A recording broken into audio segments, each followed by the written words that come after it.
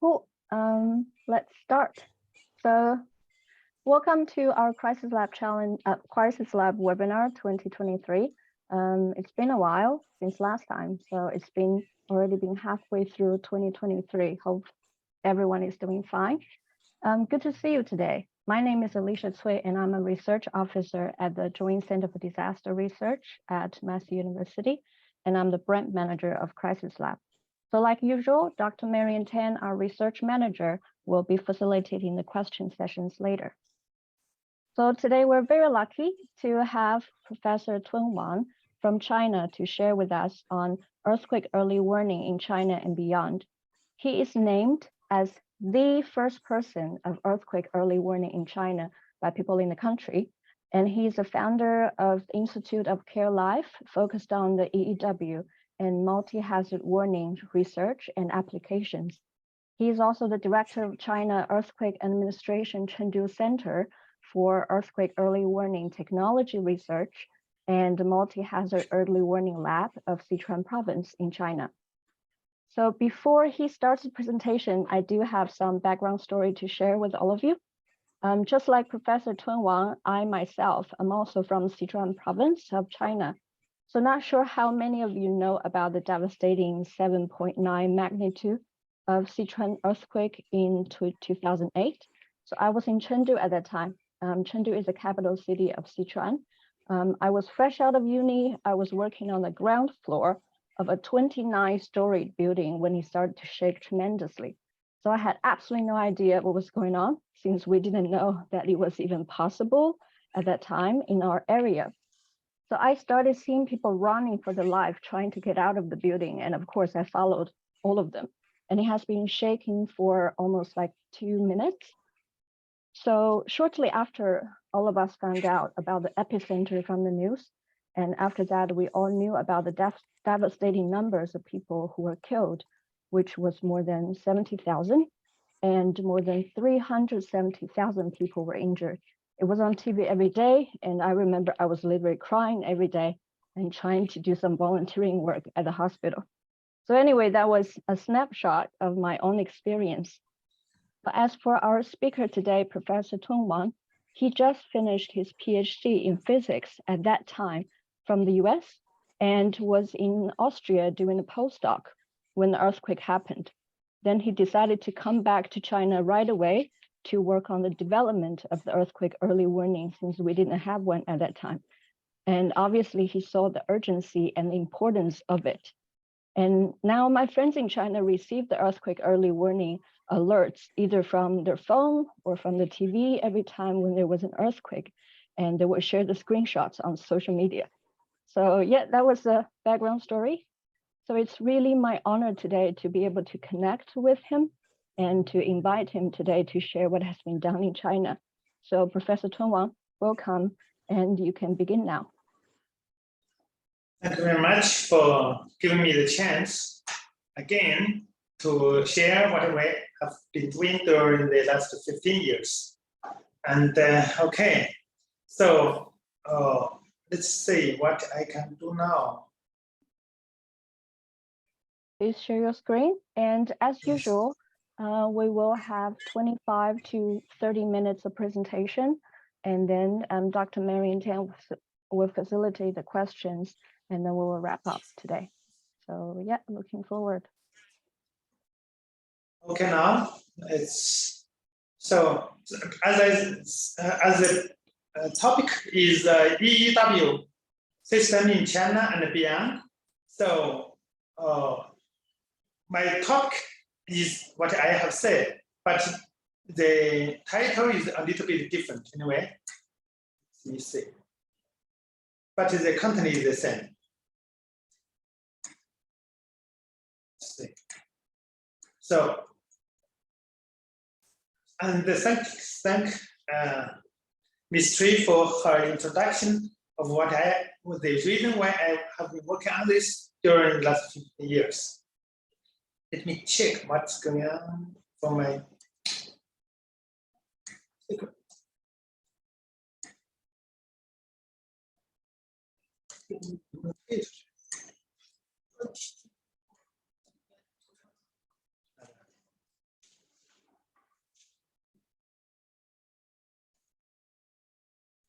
Please wait a moment. Okay.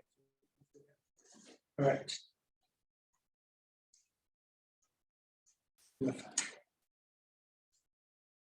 Since Ms. Tree has introduced the background of my work over 15 years ago, so that makes life easier. And let me see what's going on.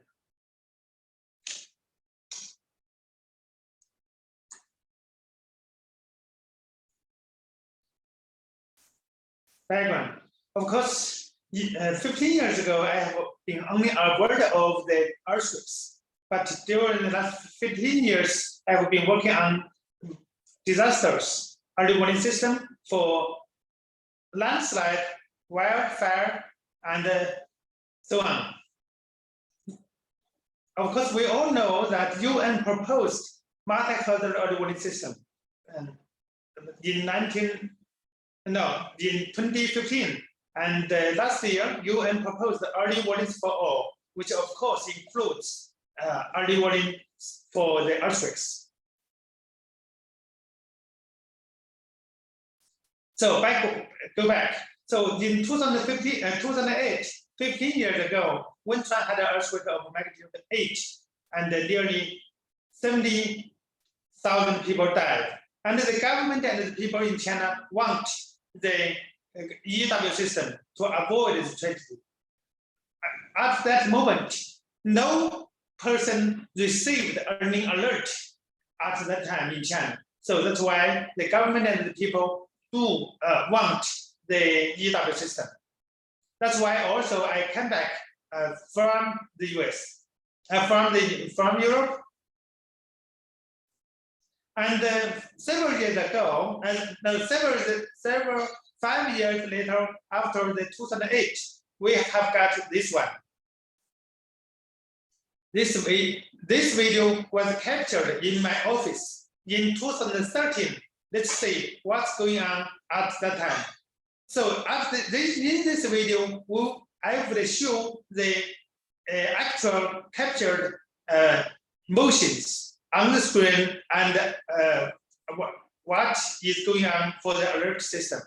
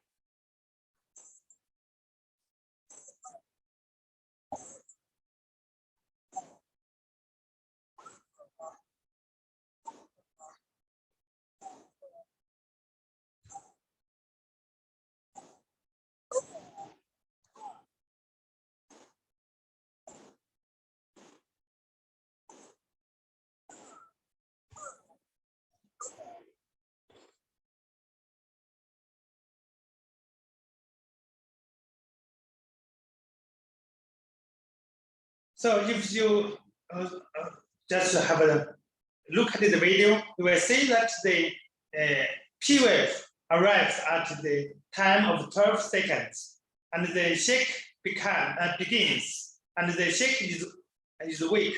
And when the countdown goes to 0, the shake becomes strong, and you will see the S wave arrives and makes the screens shaking.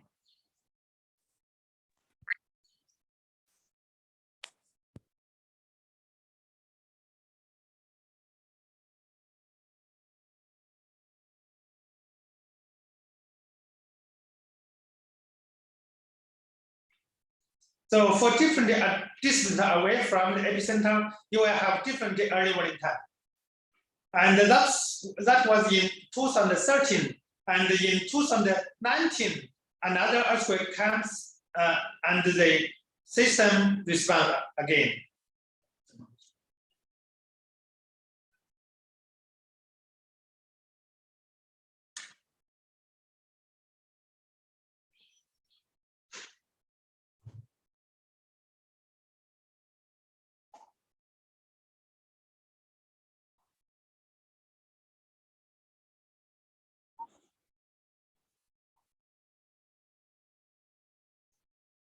Hey, Professor Wang, are you trying to do another video? Okay, sorry. So then that actually makes the EW system be aware by all the public in China and actually beyond. So many people, even in Japan and the US, I think also in New Zealand, becomes to know that China began to have the EW system.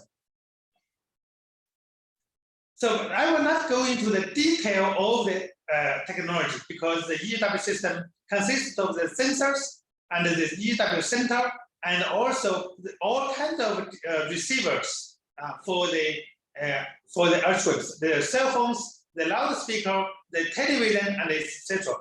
So I will not go into the details of that, but here is still a figure of that. Sensors, and then the center, and then the transmission and the receiver, and then all kinds of applications for the public, for the personnel, and for the factories, and even for the high-speed trains, and so on. All this have been realized already in China.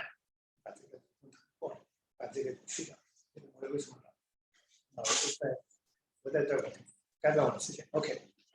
So to make this system work, so we have actually deployed over 8,500 sensors across China to all provinces of China, the 31 provinces of China. So with the green dots, each dot to be one sensor, and the red lines are the fault lines. The sensors cover 2.4 million square kilometers.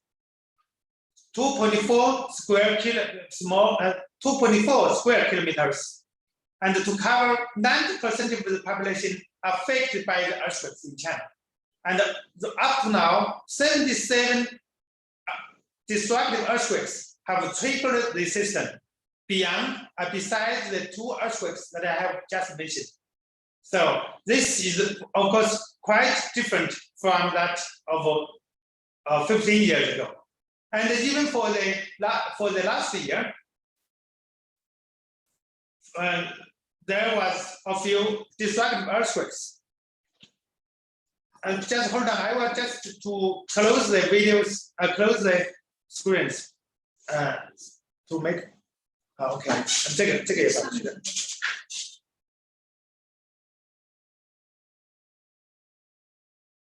Hello.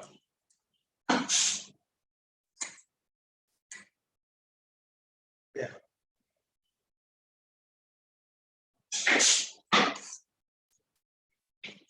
So for the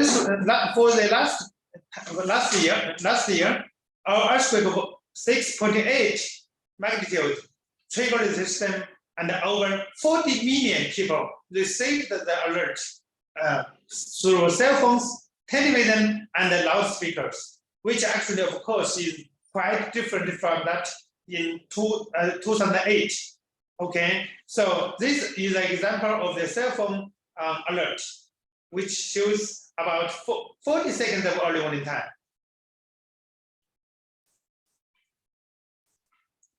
So this is the infrastructure for the early warning system. In the future, I think, if New Zealand want to have a EW system, you would also install many sensors across your country. And for the early warning system, only the sensors or the technology is not enough, because EW system, together with other multi-hazard early warning system, serves the public security, which means that the government would organize and guide the application of the alert signals. For example, to evacuate the schools, communities, the high-speed trains, or the factories, to stop the factories, all needs the pre-permission by the government. When I say the pre-permission, it means that the government would first understand the EW system and then decide what to do when there is an alert on the earthquake. Of course, 50 years ago, China did not have any early warning technologies, early warning technologies. We learned that from Japan, Mexico, and of course for the theoretical studies, also from the United States.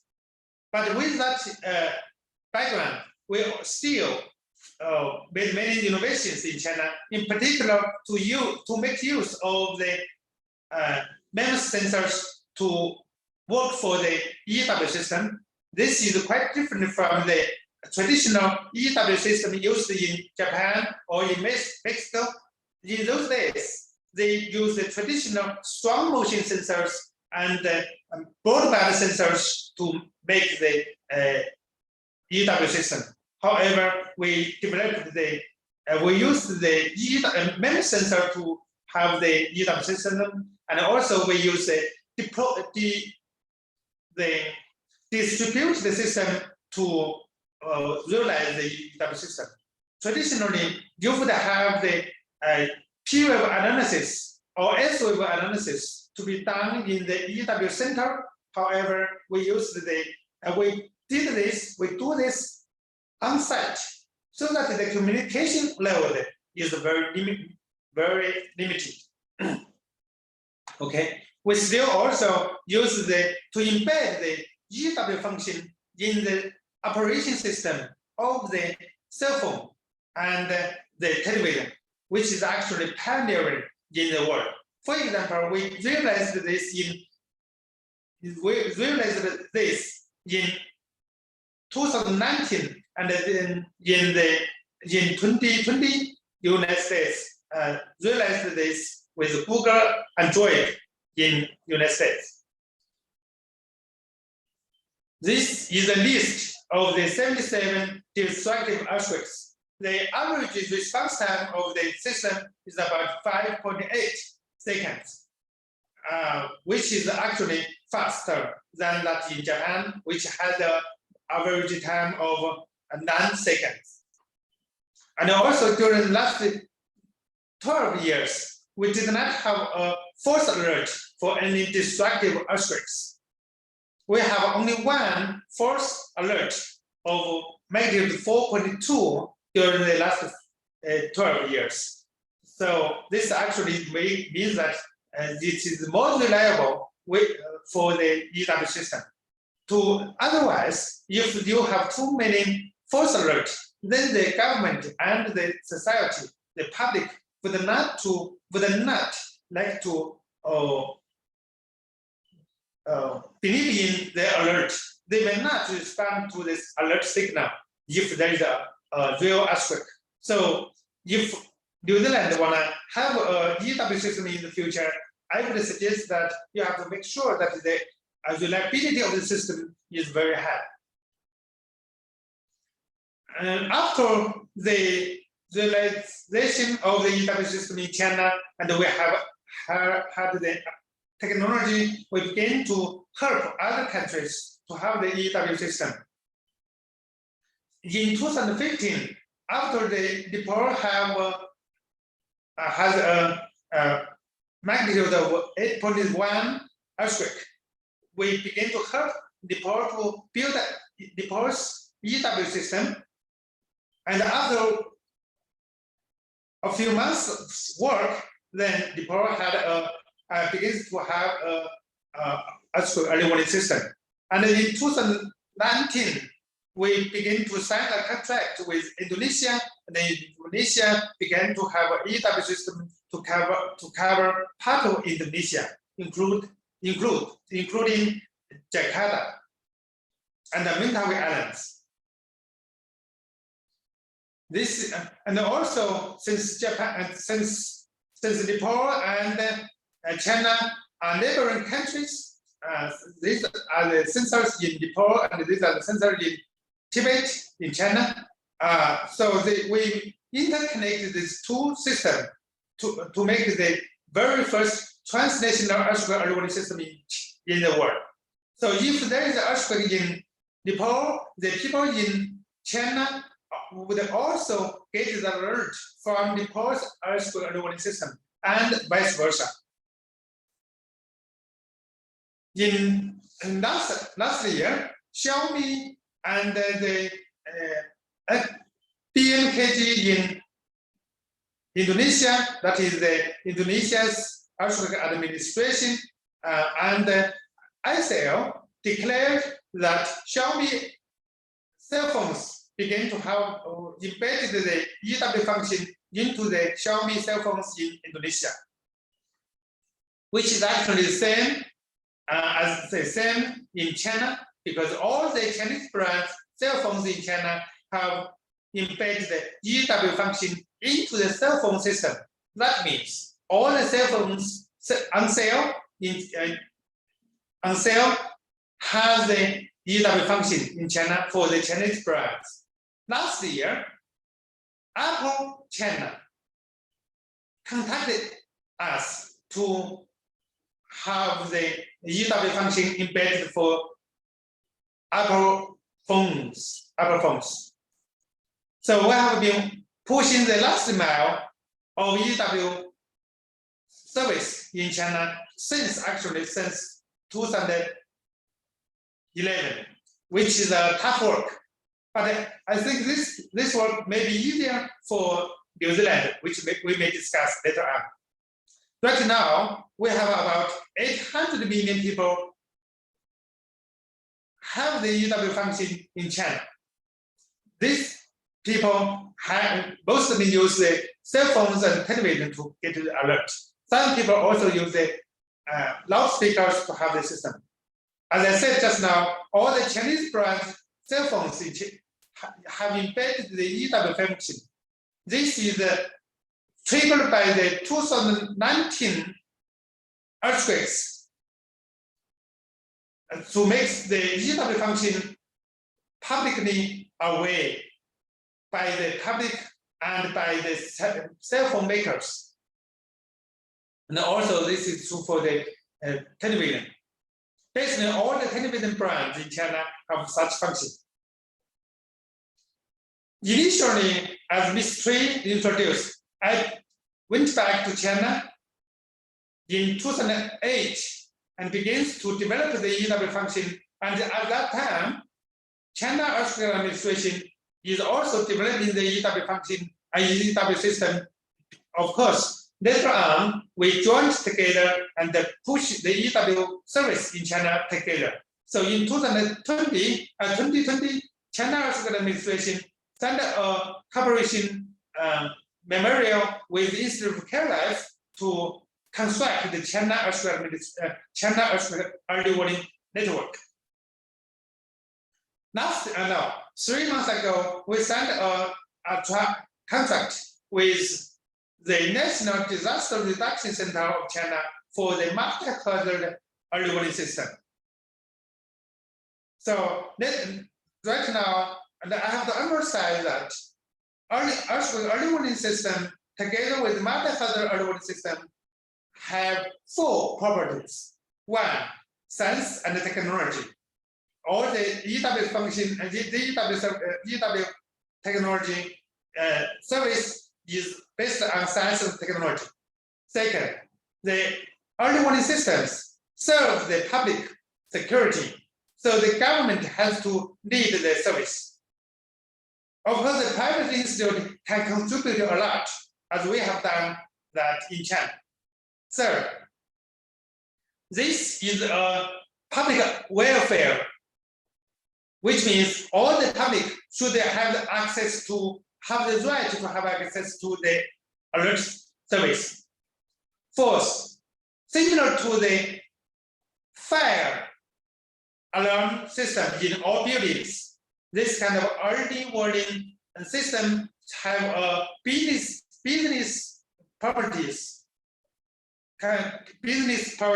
so that the companies or private institute can contribute.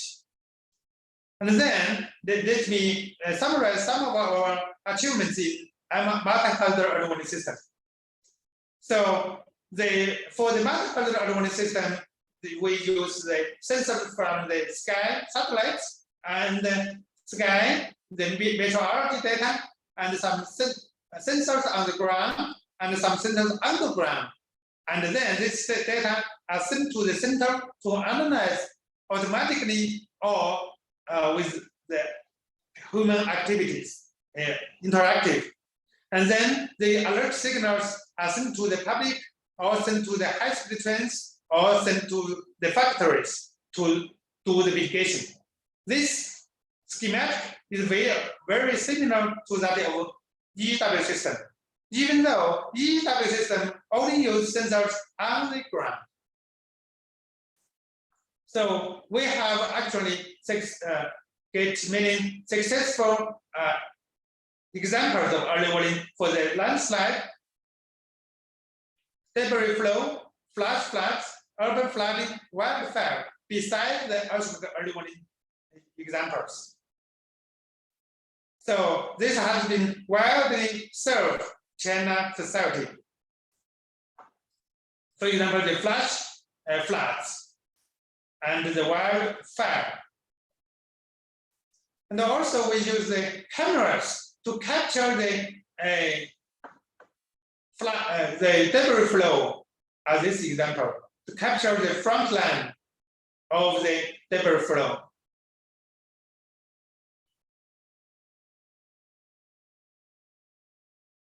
This is one example. This is another example. Of course, different disasters have a different time of early warning. For example, the time for the earthquakes is only about seconds to tens of seconds. The early warning for the landslide could be minutes to hours. The early warning time for the debris flow could be minutes to tens of minutes. And for the landslide, as I said, it could be minutes to hours. This is an example captured by a camera automatically. And with the alert system, then you can eliminate the hazards. The early warning system has been widely used for schools. For example, this is the response of the students after they received the alert of last year.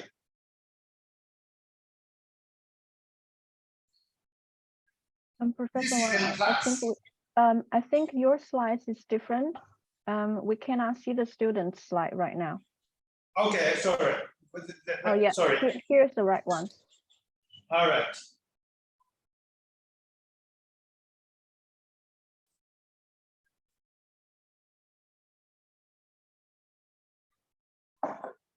You can see the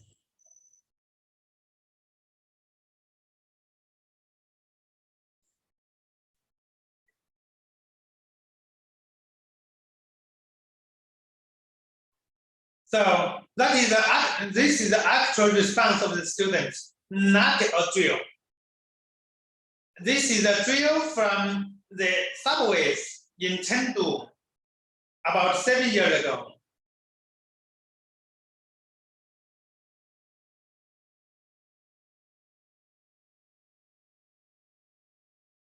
And this is a chemical plant factories in for earthquake early warning alert.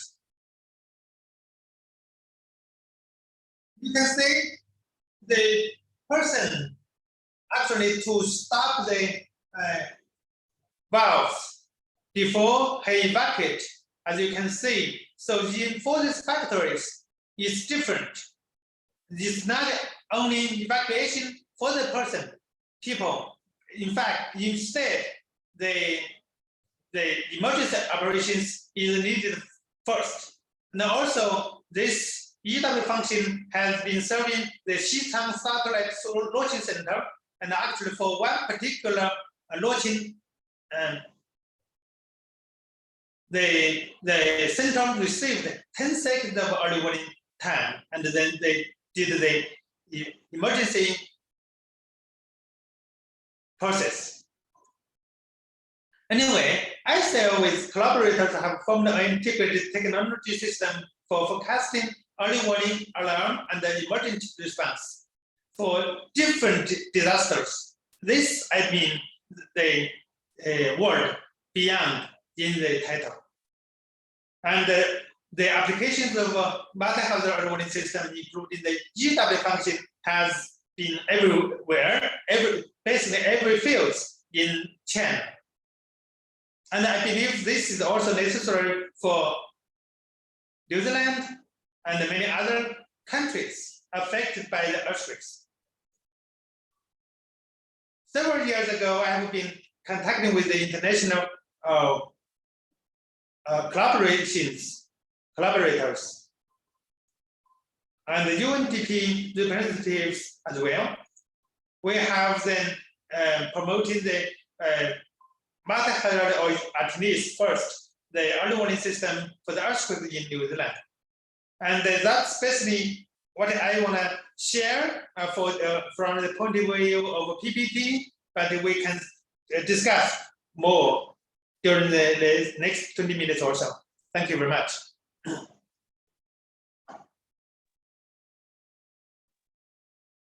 Thank you very much. Really, thanks for the presentation. It's really good to know the various initiatives that you have done, and very impressive as well, what has been done in the last 15 years.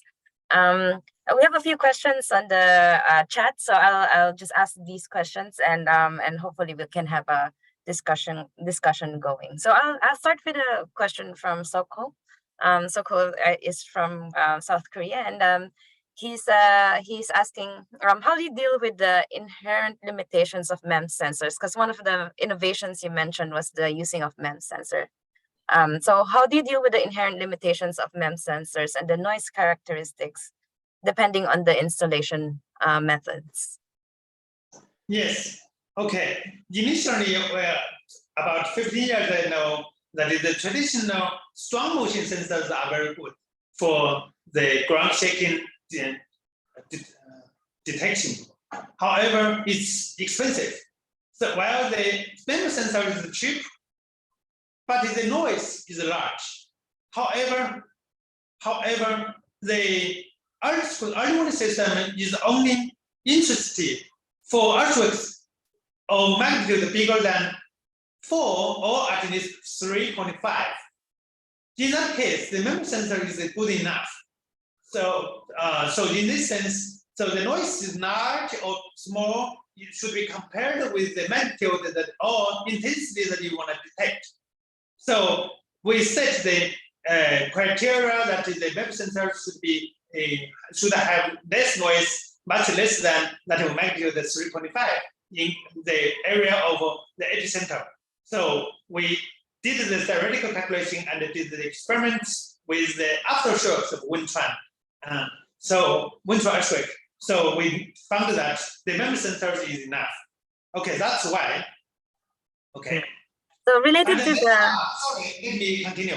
So later on, we realized that the MEMS sensor in the cell phones actually is enough for the earthquake of magnitude 4.0, bigger than that. So that's why we have been pushing the cell phone detection of the earthquakes during the last 3 years. So it has been on the way of experiments. So we are expecting better outcome in the next few months. Yeah, thank you. And relating to the question on the MEMS sensor. So usually, I guess with the MEMS sensors, we can utilize phone towers, because phone towers would have existing power and communication infrastructure, right? But so do you use phone towers, and do you further select sites based on known faults or based on population, or did you distribute these instruments as widely as possible? What was your kind of strategy in terms of selecting where to put the MEMS sensors? That's a good question. In China, the phone towers owned by the private companies. Initially, I didn't have the connection with them, so I only distribute or install the sensors in the school, in the elementary schools or the villages. So these places are easy to access by myself or by my institute. Regarding the phone towers, the China Earthquake Administration begins to use them during the last 4 years. So that's also a good choice.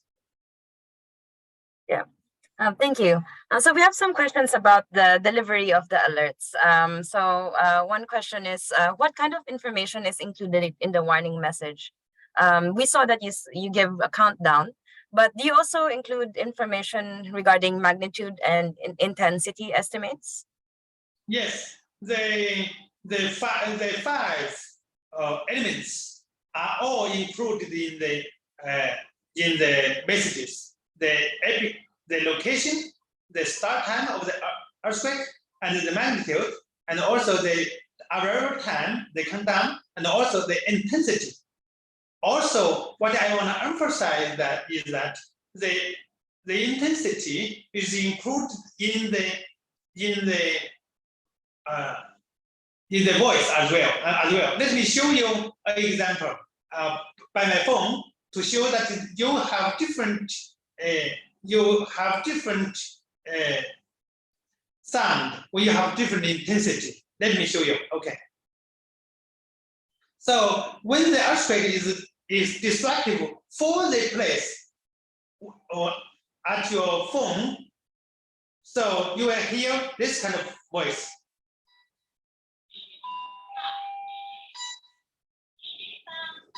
You will hear the DD sound, which means the intensity is larger than say 6. But when you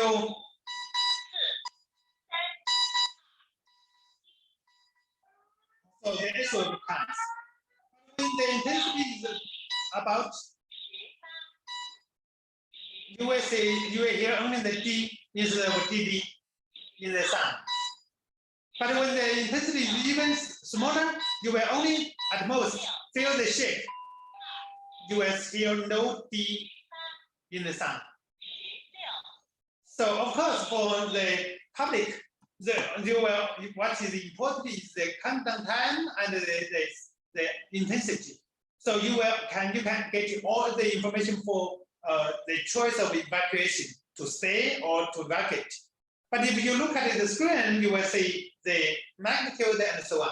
But usually for the public, after that moment of evacuation, it's not necessary to get the magnitude anyway, but it's on the screen. Yeah. So yeah, with regards to receiving the warning, right? So depending on where your location is, of course, some people will have longer time between warning and shaking.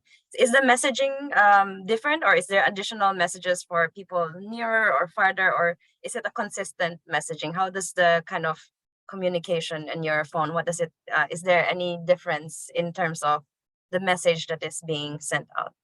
Yes, I think the question that you are asking now is that have been answered by me just for the last question. So the sound is different for different intensity.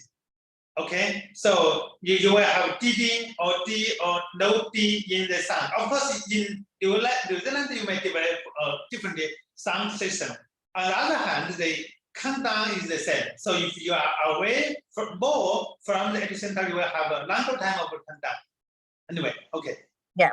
And then, so for that, like, is it an opt-in, or is that everyone receives it? Or can people decide not that they don't want to receive the alert? Or is it like all the devices will receive the alert? Say it again, sorry.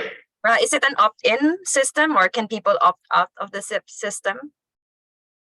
Okay. And say, I hope I understand you well. Yeah. So this function is embedded into the cell phone operation system. So and initially it was an app. So the people can download the app into their cell phone. But 3 years ago, we cooperated with the cell phone companies in China. So this is embedded into the cell phones. People can use this function by turning on this function. But in the next few months or as the next step, we want to make sure that for high intensity case, the alert is automatically turned on, no matter where you turn on the function or not. So it's still on the way. Yeah, and for the cell phones from other countries like Apple phones or Samsung, so people the user should still download the app yet to their cell phones. But as I said just now, Apple China contacted us to install such function to the to Apple in China. Okay. Yeah, that's good to know. And so it's also quite interesting with what you said that about the transnational earthquake early warning system that you have established with Nepal, and also your collaboration with Indonesia. So in terms of, I guess that needs some work with the locals. So how does the alert settings are tailored to the national needs and requirements, especially a transnational boundary? How do you deal with do you tailor the delivery depending on language or these other aspects? Because these okay, that's a good question. And the language itself is only shown on the screen or from the sun. But the EW message itself does not depend on any language. It's only the location, the magnitude, and the start time. So what is communicated between different countries, between Nepal and China, is only the 3 parameters of the early warning system. So the epicenter, location, start time, and the magnitude. So only on the cell phone or television or the loudspeaker is changed to the voice. So in that case, you do not concern too much about the language. That's one. And of course, since the 2 systems in Nepal and China are constructed by us, so this by us, so it's easier to interconnect them. Thank you. So we have a question regarding the false and miss alerts, because you said you only had like 1 false alert, and that's really impressive. So can you elaborate a little bit more about minimizing false and miss alerts, especially with an on-site approach? Do you do any triangulation methods? It would be good to know whether you use nearby sensors to improve accuracy. So maybe a little bit of insight on miss and false alerts and how you have achieved that level of accuracy.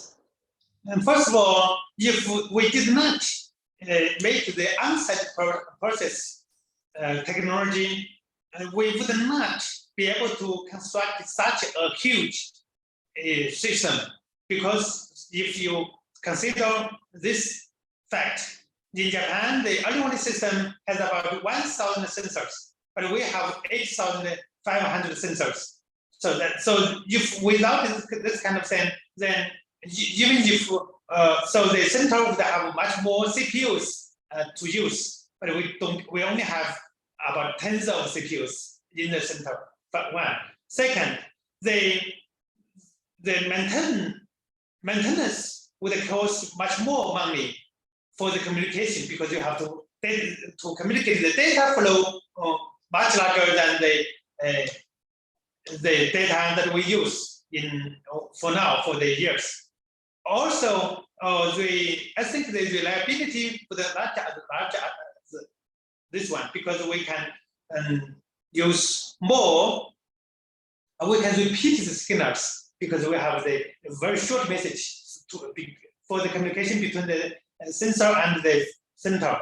So, and also what we have done now exactly is to calculate the arrival time of the P wave, S wave, and the intensity or the PG wave, and so on, and the similarity between the wave detected with the seismic. So that is so these are the data communicated between the sensors and the center to make sure that all the key messages are sent to the center to make the EW function and to the EW system to work well. Okay. Okay, thank you. So with regards to the multi-hazard system, which is really interesting that you showed us the different hazards that you have worked on. Do you want for cascading hazards, for example, the risk of landslides after earthquakes? So kind of those flow-on effects from different hazards from one after the other. So. Yes, of course. First of all, the multi-hazard system consists of early warning system for different disasters.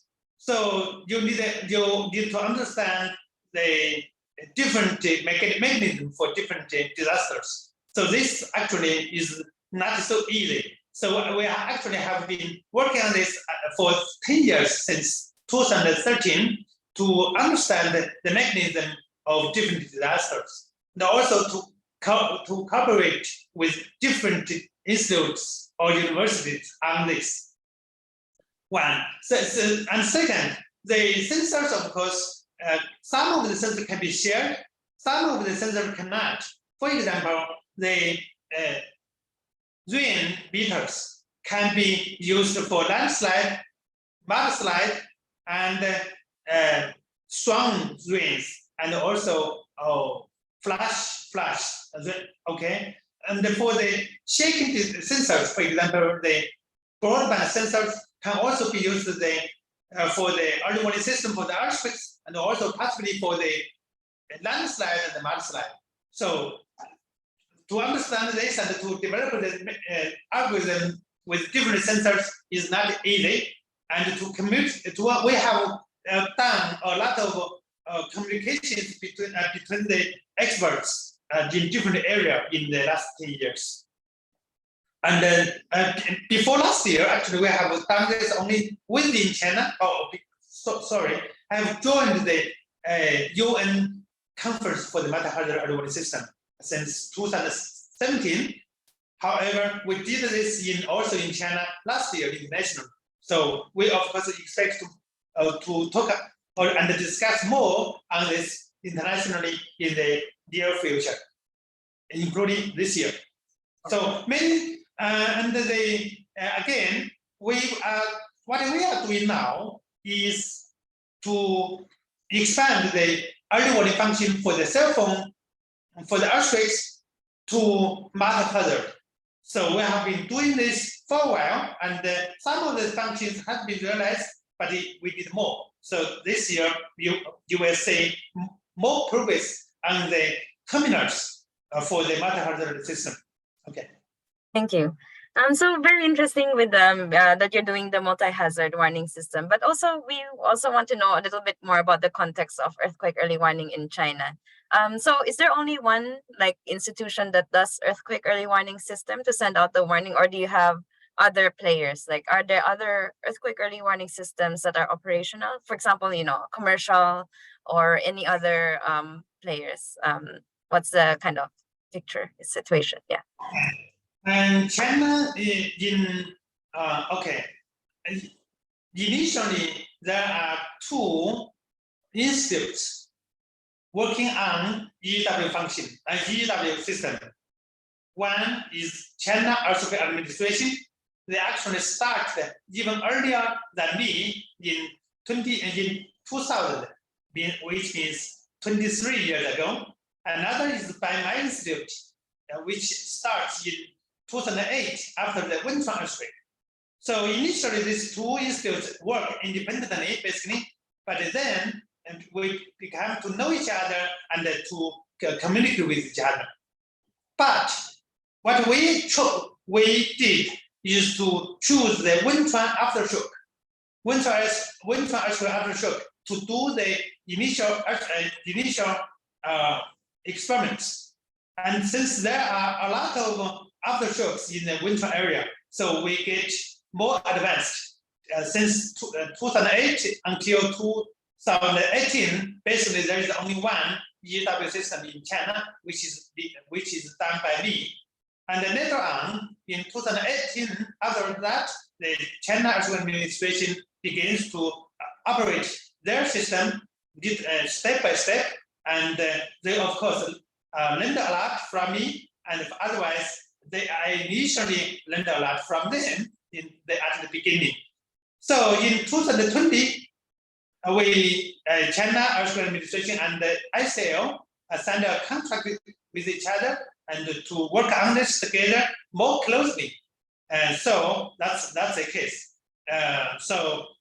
Because ICL has get more advanced at the early stage, so we get more famous in China. So you will see with many steps was done by me. Of course, this is and this shows my background of international view and international collaboration, and that's the case. So also what I did since 10 years ago is to expand the early warning system beyond the early warning system for the earthquakes to the multi-hazard early warning system. So you can say that probably you will not be able to see any other institute in the world that have done the multi-hazard system in one institute. This is hard to say. So that's shows that what my focus is the early warning system for different disasters. Okay. Yeah. Thank you. Yeah, it's really good to see, and very good to know that there's also like collaboration and there's like a a single source of information that where people can look for, and also the multi-hazard early warning system. Sorry, let me add one more sentence under here.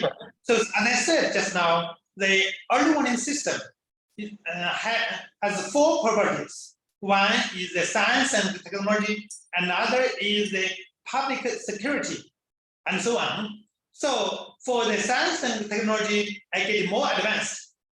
But on the other hand, this early warning system serves the public security.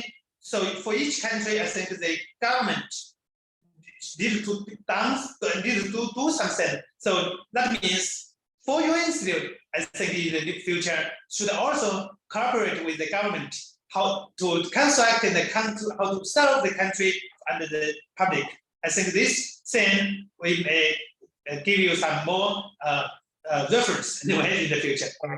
Yeah, thank you. Because it's really impressive, the science and technology and how you have advanced that. But as you said, it's not just the science and technology. And a few of the questions is actually about the public, the people. And we're very impressed with the video that you showed about the children going under the desk, because that's not a drill, that's an actual response. So so how else have the behavioral response have been evaluated? Like, do people take action? Has this been studied? And what are those actions? And what do you encourage people to do? And is there some level of awareness among end users on the appropriate way to interpret the alerts and what action they should do? So I guess this is more of the public education aspect. And can you comment a little bit about that?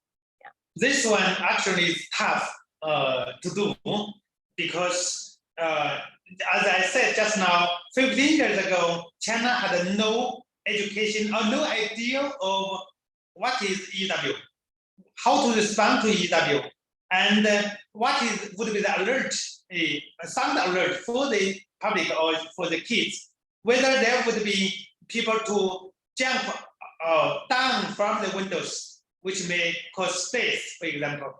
And so this kind of a concern have been there from the beginning. So we didn't know how to train the students, and we didn't know how to educate the public or how to do. So this one actually takes us a lot of time to do, and the people would have different ideas how to respond to the alert, to evacuate, or just go down under the chairs or the desk. So this thing has been actually been widely discussed, and this kind of discussion mostly was triggered by myself because I am at the front line. So this is it. Of course, we talk with many experts from different areas but the experts on how to respond to the earthquake, they didn't also have any experience of the EW. We of course we learn that from Japanese experience, but in China people, Chinese people would say the Japan's buildings may be more stronger than the Chinese schools, but also in some other cases, the Chinese schools is strong enough since the 50 years ago windstorm earthquake. So the buildings have been constructed much better. So for different quantities of the building, the ways to respond to the earthquake early warning system would be different. So all the complications are there. So I can't answer in a short word of how to respond, but the video that you have seen just now is only an example. In some other cases for students in the first or second floor, they really evacuate away from the schools, from the classroom automatically instead of just going down. So this actually depends on the quality of the buildings, depends on the early warning time, depending on the intensity of the earthquake at the side of the classrooms, for example, and also depend on how strong the heart is, because when there would be a strong shake, the natural intuition would be go away to the open space. So all these things have to be considered, and also probably the culture in different countries, so would be also different. So for this one, I think we have a conclusion of the function of the EW for the public. The conclusion is that the EW function, the EW system has 4 functions. 1, to save the lives. When the expected intensity is bigger than 7, on the scale of 1 to 12, okay, evacuate to save the lives. Second, to prevent from the shattering and to collapse of the ceilings, for example. Third, to peace himself or herself, so that the SOL will cause some shaking, but it will not be destructive to prepare her heart that the shake will come. Now, when the intensity is even smaller, then to get alert, get to know that the SOL will come, probably they will give you some shaking or not. So this can, depending on the intensity, you will have different choice over what to do. So all this kind of choice, all this kind of functions has to be educated to the public. So it's not true that the EW function is to make people evacuate or to get away from the building. It's not one choice. Instead, it's a combination of choice. Okay. Yeah, thank you.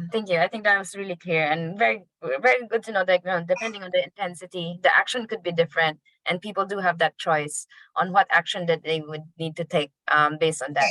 Let me just add one more sentence here. Okay.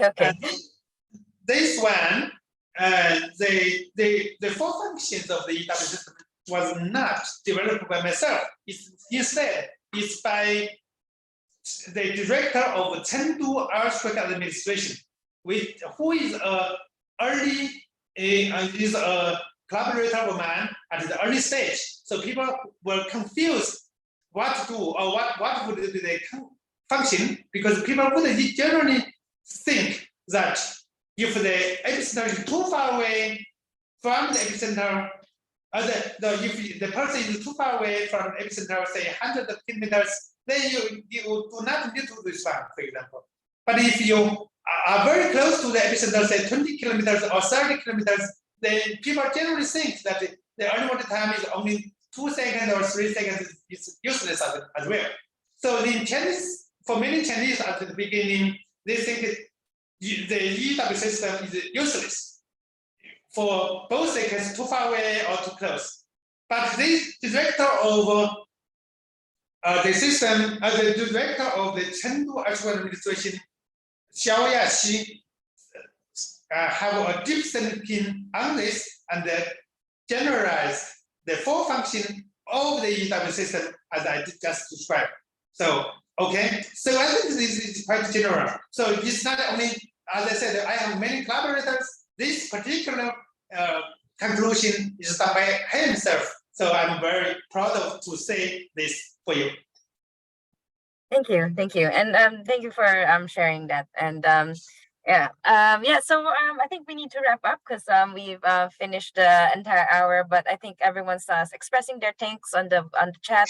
And really impressive work that you've done, especially with the multi-hazard warning as well for landslides and floods. And it's really great to see the work that that you've done, and also just very interesting for us to also kind of see that multi-hazard warning space as well. So yeah, everyone's just saying thank you in the chat. So if you see that popping up, it's just really thank you for your time. So I'll pass it now to Alicia to just wrap up everything. Yeah, thank you all for coming, and thank you so much, Professor Wang. Yeah, and I see a lot of future collaborations, and also probably some of the participants today will probably reach out to you for more questions in the future. So I'm recording this session, and I will be shared the recording afterwards. So yeah, it can be widely broadcast later on.